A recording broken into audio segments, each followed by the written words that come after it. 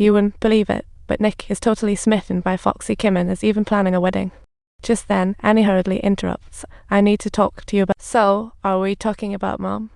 No, not at all, definitely not. Girl needs more adventure, not just two identical old photos. Dad, do you really believe I used to be Anne?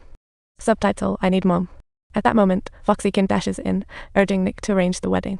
But Nick knows he hasn't won over his daughter yet, so he tries to send Foxy Kim away for a bit thanks to Anna's little prank. Yes, Foxy Kim senses Anna's mischief. Oh, those two pranksters better not cause trouble at school. After finding Annie, Nick straightforwardly shares his plans. I'm curious about your thoughts on Marilee and if you'd like her to be part of our family. I think that's a brilliant idea. Really? Absolutely. I can totally picture this dream. I always wanted a big sister, Annie. Did you not hear that? No, I didn't hear it. Yell except Marilee. I won't accept her him going to marry her. Annie exploded with anger, expressing her strong opposition in fluent British accent. See, Nick was utterly confused. Do you speak French? I learned it at camp. Dad, you can't marry Marilee. He'll fully support this wedding.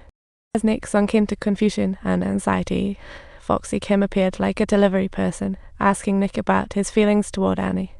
After learning about Anna's fierce reaction, she decided to confront Annie herself, but was shocked by what she found. Annie showed unexpected maturity and steadfastness that knocked her off her feet. This wasn't just any little girl to mess with. Then, Annie quickly sent the distress signal to Harry, but the signal was accidentally blocked by the butler's lifted shower head. At that moment, Grandpa told the butler to pour her wine. Harry wanted to show off before Mom. He gently swirled his wine glass like a pro, pretended to hum exaggeratedly after sipping, just in time for the facts in the butler's hands to land. Unexpectedly, he attempted to move closer for a clearer view, but ended up plopping right off the stool, and an embarrassing scene quietly began to unfold.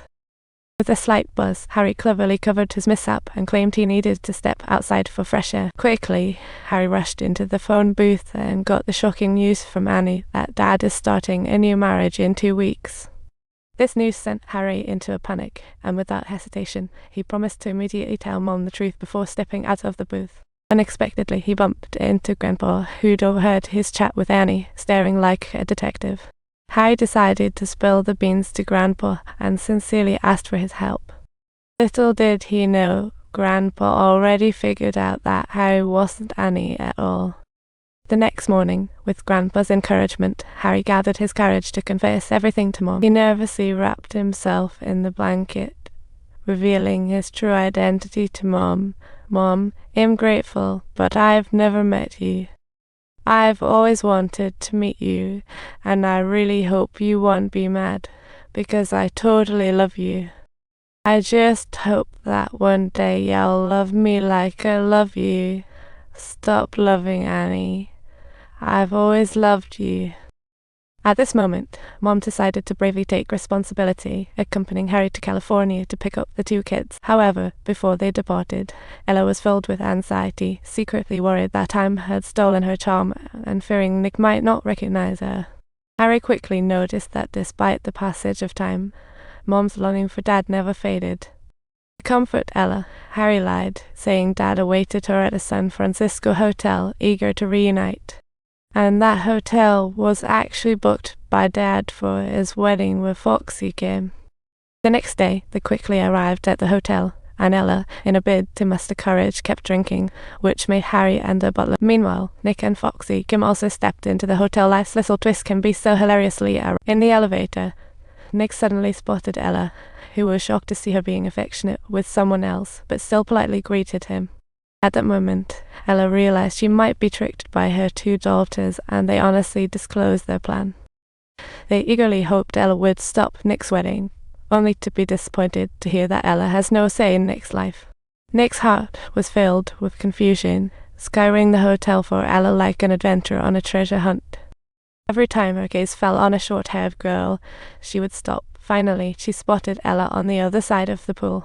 At that moment, everything faded away, and only Ella became her focal point, causing Nick to accidentally bump into a waiter. And bam!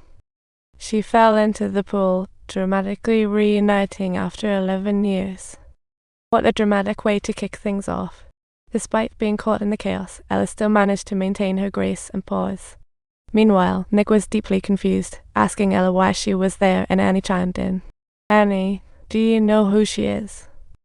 Actually, yes. Actually, I'm not Annie. As a matter of fact, I am. Then the sisters explained everything to Nick, who surprisingly felt it was a fateful relief that the sisters met at this time. Ella saw Nick's head wound, rushed for a first aid kit, and their emotional bond quietly grew. However, this warmth didn't last long, as Foxy Kim suddenly appeared, and Annie and Harry hurried out to support